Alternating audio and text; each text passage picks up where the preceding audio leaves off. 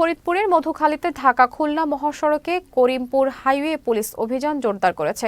Highway police জানিয়েছে, traffic শৃঙ্খলা নিশ্চিতকরণে এই অভিযান পরিচালনা করা হচ্ছে। করিমপুর হাইওয়ে থানার অফিসার ইনচার্জ মোহাম্মদ সালাউদ্দিন জানান, সড়কে শৃঙ্খলা বজায় রাখা এবং দুর্ঘটনা প্রতিরোধের লক্ষ্যে পুলিশের এই তৎপরতা অব্যাহত রয়েছে। চালকদের নিয়ন্ত্রিত গতিতে গাড়ি চালানোর পরামর্শ দেওয়া হয় এবং যানবাহনের কাগজপত্র সঠিকভাবে রাখার বিষয়টি নিশ্চিত করা হয়।